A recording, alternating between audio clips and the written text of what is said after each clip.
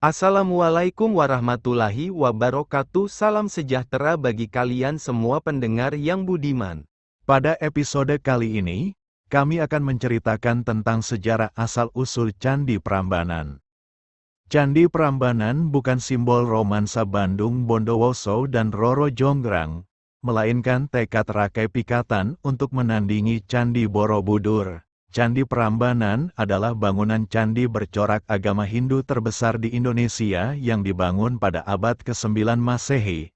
Candi yang juga disebut sebagai Rara Jonggrang ini dipersembahkan untuk Trimurti, tiga dewa utama Hindu yaitu Dewa Brahma sebagai dewa pencipta, Dewa Wisnu sebagai dewa pemelihara, dan Dewa Siwa sebagai dewa pemusnah. Berdasarkan prasasti Siwagra, nama asli kompleks candi ini adalah Siwagra, bahasa Sanskerta yang bermakna rumah Siwa, dan memang di Garbagriha, ruang utama.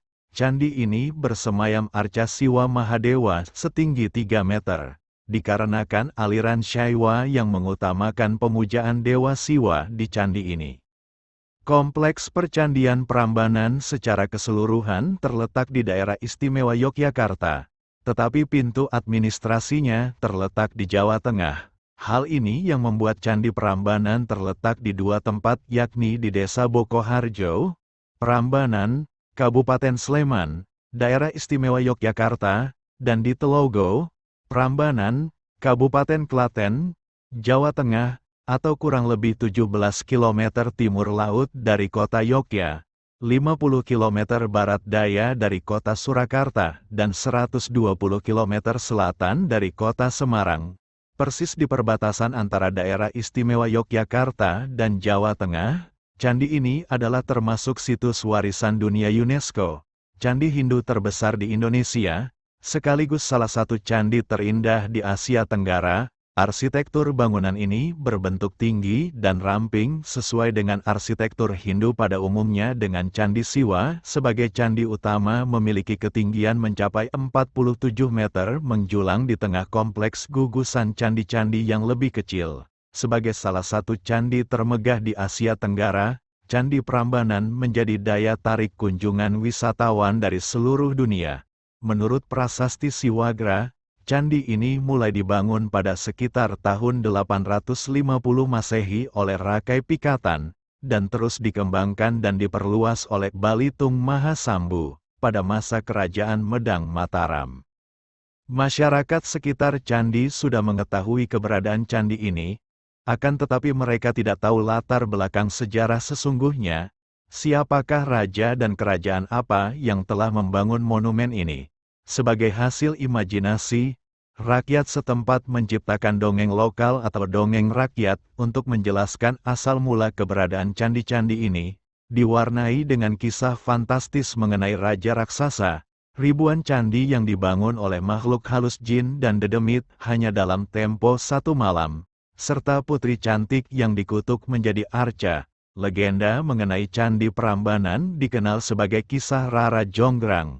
Pada tahun 1733, candi ini ditemukan oleh C.A. Lons, seorang berkebangsaan Belanda. Candi ini menarik perhatian dunia ketika pada masa pendudukan Britania atas Jawa. Ketika itu Colin Mackenzie, seorang surveyor bawahan Sir Thomas Stamford Raffles, menemukan candi ini. Meskipun Sir Thomas kemudian memerintahkan penyelidikan lebih lanjut, reruntuhan candi ini tetap telantar hingga berpuluh-puluh tahun. Penggalian tak serius dilakukan sepanjang 1880-an yang sayangnya malah menyuburkan praktik penjarahan ukiran dan batu candi. Kemudian pada tahun 1855 Jan Willem Ijzerman mulai membersihkan dan memindahkan beberapa batu dan tanah dari bilik candi. Beberapa saat kemudian Isaac Groneman melakukan pembongkaran besar-besaran dan batu-batu candi tersebut ditumpuk secara sembarangan di sepanjang Sungai Opak. Arca-arca dan relief candi diambil oleh warga Belanda dan dijadikan hiasan taman. Sementara warga pribumi menggunakan batu candi untuk bahan bangunan dan fondasi rumah. Kini, candi ini termasuk dalam situs warisan dunia yang dilindungi oleh UNESCO. Status ini diberikan UNESCO pada tahun 1991. Kini, beberapa bagian Candi Prambanan tengah direstorasi untuk memperbaiki kerusakan akibat gempa Yogyakarta 2006. Gempa ini telah merusak sejumlah bangunan dan patung. Pada awal tahun 1990-an pemerintah memindahkan pasar dan kampung yang merebak secara liar di sekitar candi, menggusur kawasan perkampungan dan sawah di sekitar candi, dan memugarnya menjadi Taman Purbakala. Taman Purbakala ini meliputi wilayah yang luas di tepi Jalan Raya Surakarta Jogja di sisi selatannya, meliputi seluruh kompleks Candi Prambanan, termasuk Candi Lumbung, Candi Bubrah, dan Candi Sewu di sebelah utaranya. Pada tahun 1992 pemerintah Indonesia membentuk Badan Usaha Milik Negara, PT Taman Wisata Candi Borobudur, Prambanan, dan Ratu Boko. Badan usaha ini bertugas mengelola Taman Wisata Purbakala di Borobudur, Prambanan, Ratu Boko, serta kawasan sekitarnya.